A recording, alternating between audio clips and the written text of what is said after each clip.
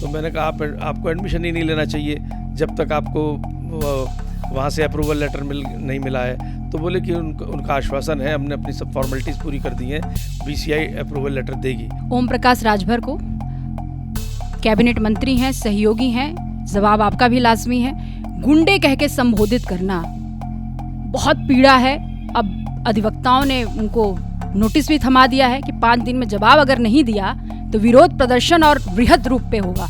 और अखिलेश यादव कह रहे हैं अंतर्राष्ट्रीय स्तर पे होना चाहिए प्रदर्शन। हाँ, जहाँ तक सवाल है ओम प्रकाश राजभर जी का, आज उनके बेटे का भी बयान आया है कि वो असामाजिक तत्व थे। बजट को लेकर सियासत गर्म है। अखिलेश यादव भी लगातार हमला कर रहे हैं। इस पर खास बातचीत करने के लिए शिक्षा मंत्री योगेंद्र उपाध्याय खुद आज उपस्थित हो गए, क्योंकि अस्पताल में मुलाकात के बाद अखिल विद्यार्थी परिषद का दर्द क्या है, इनसे ही बातचीत करेंगे। बड़ी समस्या है विद्यार्थियों का भारतीय जनता पार्टी में लाठीचार्ज होना। सवाल सर तब खड़ा होता है जब भारतीय जनता पार्टी का सहयोगी हो एबीवीपी और फिर लाठीचार्ज, यानी सरकार के आमने सामने विद्यार्थियों का पीड़ा, और उसी के सरकार में बहुत बड़ा सवाल है कैसे इसे रोकेंगे आप। 27 का चुनाव भी है। देखिए, सवाल जरूर आपका गंभीर है और ये प्रकरण भी गंभीर है, इसीलिए सीधे माननीय योगी जी ने भी इसको संज्ञान में लिया।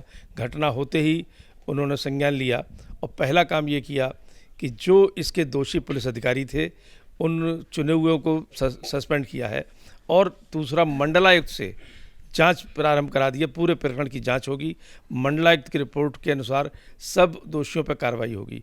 तीसरा स्टेप उन्होंने हमको हिदायत दी, यानी शिक्षा विभाग को, कि उस विश्वविद्यालय के खिलाफ FIR कराएं, क्योंकि वो कैसे बिना BCI की अनुमति के प्रवेश ले रहा था छात्रों के साथ और छात्रों के साथ धोखाधड़ी कर रहा था। तो कार्रवाई सरकार पूरी तरह से मुस्तैद होकर कर रही है और दुर्भाग्यपूर्ण घटना, ये बात सही है।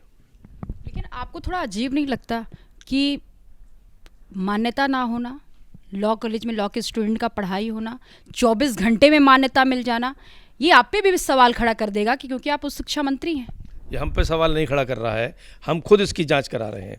देखिए, BCI का एक नियम है, एक तरीका है, एक प्रोसीजर है कि रिन्यूअल जब करता है तो उसकी फ़ीस है, वो फ़ीस जमा होती है, उसके बाद रिन्यूअल का उसको अप्रूवल लेटर मिलता है। BCI से अप्रूवल लेटर मिलने में विलम्ब हो रहा है, यह एक वहाँ के विश्वविद्यालय प्रशासन ने अवगत कराया। मेरी खुद रजिस्ट्रार से बात हुई थी जब ये प्रकरण मेरे सामने आया, तो मैंने कहा आपको एडमिशन ही नहीं लेना चाहिए जब तक आपको वहाँ से अप्रूवल लेटर नहीं मिला है। तो बोले कि उनका आश्वासन है, हमने अपनी सब फॉर्मेलिटीज़ पूरी कर दी हैं, BCI अप्रूवल लेटर देगी। अब 24 घंटे के अंदर BCI ने अप्रूवल लेटर दिया, ये बात सही है। उनकी भी उम्मीद यही थी कि जल्द ही मिल जाएगा, लेकिन इतने दिनों तक क्यों नहीं मिला और घटना के 24 घंटे के बाद कैसे मिल गया, ये जांच भी सरकार बड़ी गंभीरता से लेकर करा रही है। बहुत गंभीर हैं आप। सवाल ये भी है, क्योंकि शिक्षा मंत्री हैं, सवाल लाजमी हो, क्योंकि पत्रकारों को भी घेर लिया जाता है कि सवाल आपने पूछा नहीं। सवाल ये है कि KGMU बहुत दूर नहीं है आवाज़ से, इतनी देरी मंत्री जी को पहुंचने में क्यों हो गया, छात्रों से मुलाकात करने में? क्योंकि छात्रों की पीड़ा है कि भाजपा का तो कोई मंत्री मुलाकात ही नहीं कर रहा है। भाजपा के दोनों उप मुख्यमंत्री गए मुलाकात करने, दिनेश शर्मा जी मेरे बाद पहुंचे हैं।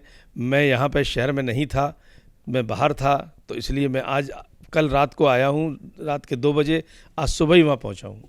एक आखिरी सवाल है, ओम प्रकाश राजभर को कैबिनेट मंत्री हैं, सहयोगी हैं, जवाब आपका भी लाजमी है। गुंडे कह के संबोधित करना बहुत पीड़ा है। अब अधिवक्ताओं ने उनको नोटिस भी थमा दिया है कि 5 दिन में जवाब अगर नहीं दिया तो विरोध प्रदर्शन और बृहद रूप पे होगा।